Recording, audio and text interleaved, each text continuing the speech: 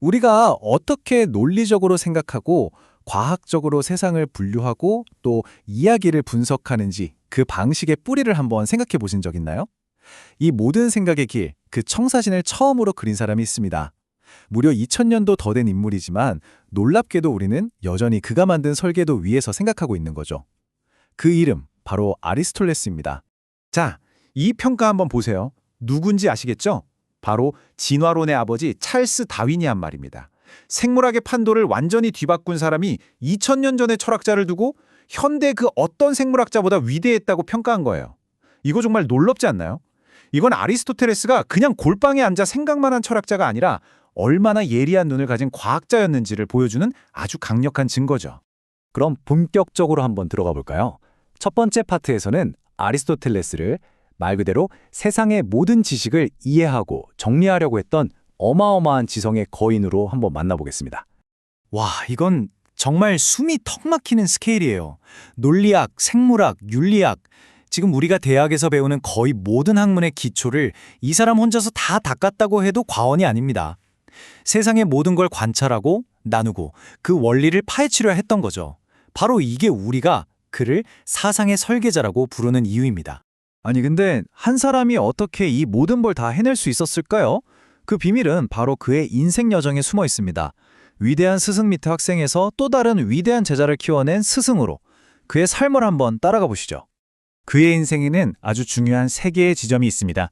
첫째는 의사 아버지 밑에서 자라면서 자연을 아주 면밀하게 관찰하는 법을 몸으로 익혔다는 것. 둘째는 스승 플라톤 밑에서 20년이나 머물면서 눈에 보이지 않는 이상을 사유하는 법을 배웠다는 것. 그리고 마지막, 바로 알렉산드로스 대왕의 스승이 되면서 자신의 그 모든 지식을 현실에 적용할 기회를 잡았다는 겁니다. 바로 여기가 그의 고향, 스타게이라입니다. 그의 철학은 저 멀리 있는 이상 세계가 아니라 바로 우리가 발딛고 있는 이 땅에서 시작됐어요. 그냥 책상에 앉아서 이론만 만드는 철학자가 아니었던 거죠.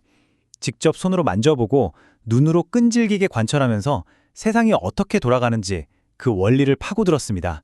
어쩌면 이건 역사상 가장 위대한 지성과 가장 강력한 권력의 만남이었을 겁니다.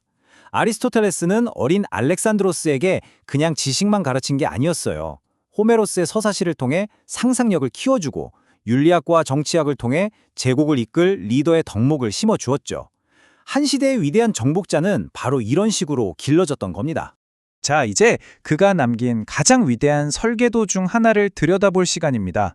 바로 이성의 청사진이라고 불리는 형식 논리학이죠. 이건 그냥 새로운 이론 하나가 아니었어요.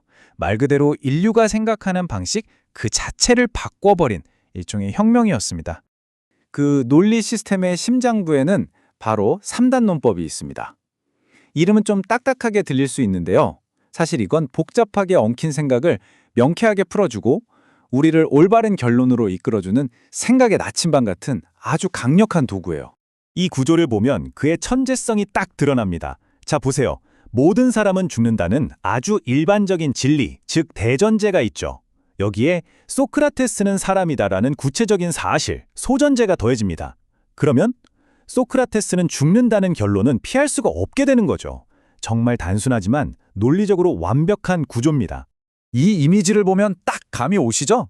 아리스토텔레스는 논리가 마치 튼튼한 건축물 같다고 생각했어요. 전제라는 단단한 기둥 위에 결론이라는 지붕을 안전하게 올리는 방법. 그는 우리에게 생각의 집을 짓는 아주 튼튼한 설계도를 남겨준 셈입니다. 그렇다면 아리스토텔레스는 이 논리라는 강력한 도구를 손에 쥐고 어디에 썼을까요? 바로 자신의 눈앞에 펼쳐진 살아 숨쉬는 자연세계를 해독하는 데 썼습니다. 이제 그의 선구적인 과학자로서의 면모를 만나보시죠. 500종 이상. 이 숫자가 뭘 의미하는 것 같으세요? 현미경도 카메라도 없던 그 시절에 아리스토텔레스가 자신의 두 눈으로 직접 관찰하고 심지어 해부까지 해가면서 분류한 동물의 숫자입니다. 그 집요함과 열정이 느껴지시나요? 그는 사실상 인류 최초의 시스템 생물학자였습니다. 동물을 피가 있는 것과 피가 없는 것으로 나누니 단순한 분류, 이게 놀랍게도 오늘날의 척추동물과 무척추동물 분류의 시작이었거든요. 또 그는 모든 신체 기관에는 다 그럴 만한 이유가 있다고 봤어요. 새의 날개는 날기 위해서, 물고기의 지느러미는 헤엄치기 위해서 존재한다는 이 목적론적 관점은 이후 2000년간 생물학의 기본 틀이 됩니다. 그의 탐구는 땅에서 그치지 않고 하늘로 향했습니다. 물론 지구가 우주의 중심이라는 이 모델은 틀렸죠. 하지만 여기서 중요한 건 그게 맞고 틀리고가 아니에요. 신화나 전설이 아니라 오직 관찰과 논리만으로 우주 전체의 시스템을 설명하려 한 최초의 과학적 시도였다는 점. 바로 그게 중요한 겁니다. 그리고 이 생각은 무려 2000년 동안 인류의 우주관을 지배하게 되죠. 이 비교를 보면 그 차이가 아주 명확해집니다. 아리스토텔레스는 늘 왜라고 물었어요. 돌은 왜 아래로 떨어지는가?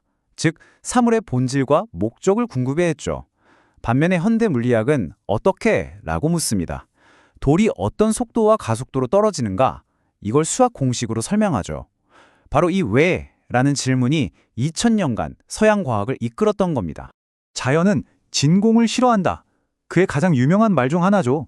왜냐하면 만약 빈 공간, 즉 진공이 존재한다면 물체가 무한한 속도로 움직일 수 있게 되는데 그건 논리적으로 말이 안 된다고 생각했던 거예요.